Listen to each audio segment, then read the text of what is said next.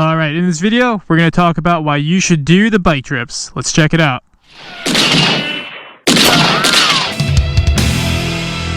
So, why do the bike trips, right? There's a lot of reasons why people would want to do the bike trips, I've heard, right? People don't want to put an excessive amount of miles on their bikes, right? I get that. They're challenging, right? Breakdowns happen. Really uncomfortable situations happen. Bad weather happens, right? It could get expensive, right? Gas, tolls, lodging, all that stuff.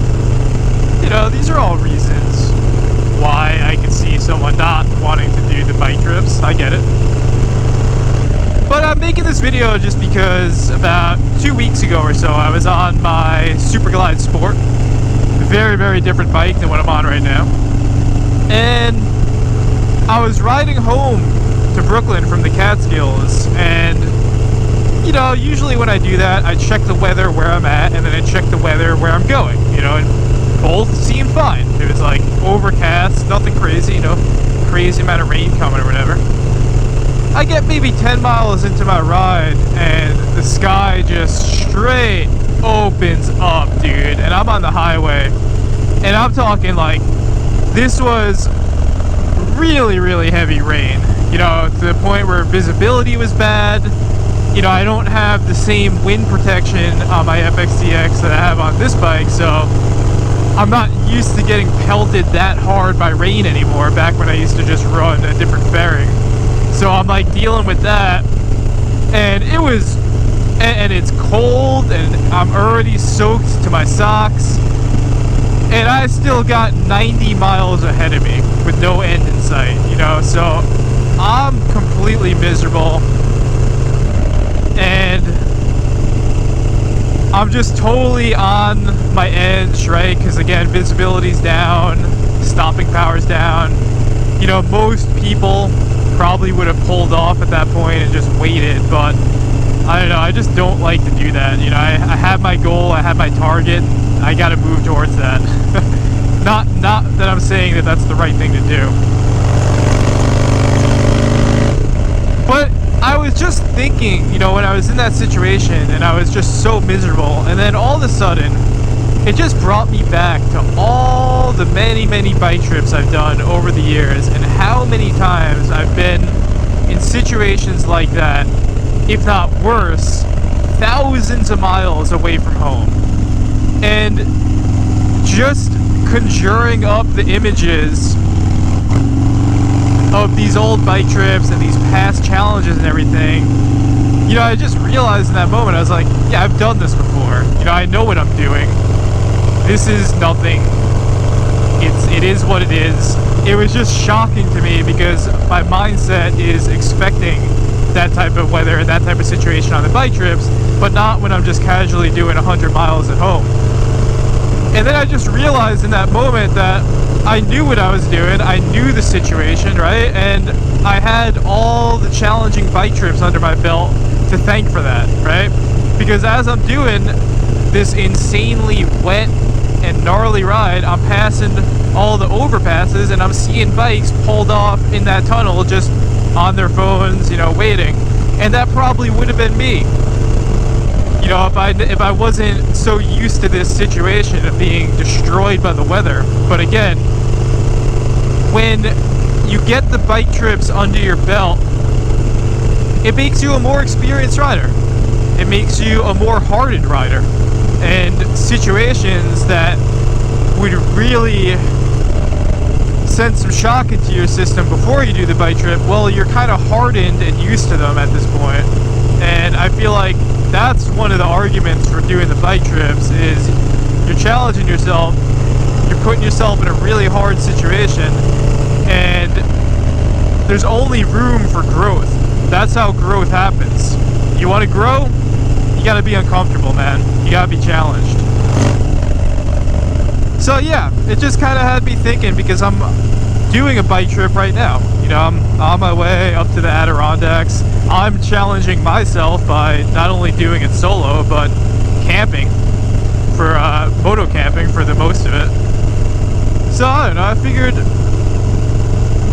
not make a video about why you should push yourself to do the bike trips? Because, you know, especially this time of year with the Sturgis rally coming, you just see all the posts coming on Instagram or whatnot that are trash talking the people that trailer their bikes there. There is a popular George Carlin bit that resurfaced this year where he's like talking about the idea of people trailering their bikes to Sturgis and then all of a sudden putting on this like bad boy biker persona, like they put in the miles to get there. And that was one that I was laughing about. But honestly, I don't I have a lot of friends that do trailer bikes to Sturgis and stuff like that, and I'm not someone that looks on in judgment of anyone that decides to enjoy their time on the bike in that way. You know, I try to keep my ego in check in that regard and try to take down the arrogance level in that regard. And look, if you want to trailer your bike to enjoy Sturgis, I got nothing wrong with that, man.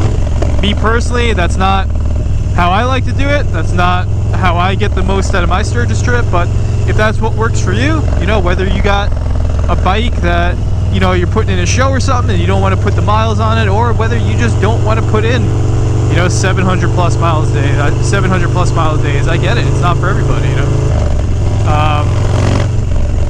But I do, you know, again recommend for any rider that it doesn't have to be you riding from New York to Sturgis. It doesn't have to be you riding cross country, right?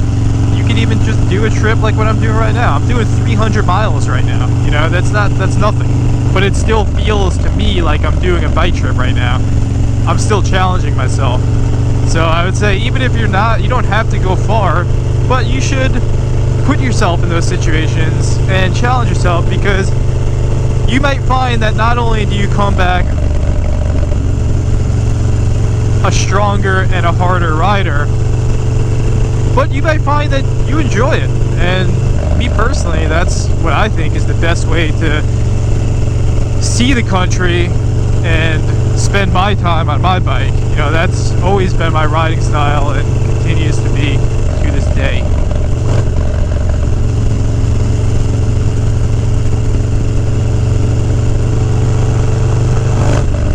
So yeah, I didn't do my typical Sturgis run this year, as you guys know, but wanted to do something little, so still catching me on my Adirondack run. I actually pulled off before I headed onto this Route 30 over here, made some little arrangements with some of my packing situation.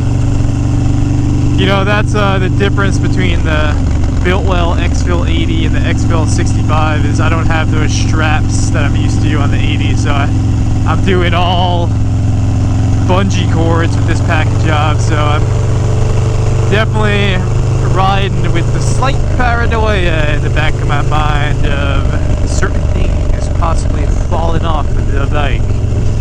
As long as it's not my coffee setup, I don't really care. But yeah, man, we're gonna keep it moving. I hope you find my argument for doing the bike trips compelling. I hope it's something that you consider doing. If you haven't done it yet and you're going for your first time, I don't recommend doing it by yourself. I mean, you'll probably be fine, but I always enjoyed doing those early bike trips with some other people. And as we pass by one of my favorite little scenic overviews, I'm gonna close y'all out from where we started. As always, stay safe, stay low, do the bike trips, practice a positive mental attitude, and on that, FXCLS Brooklyn is out.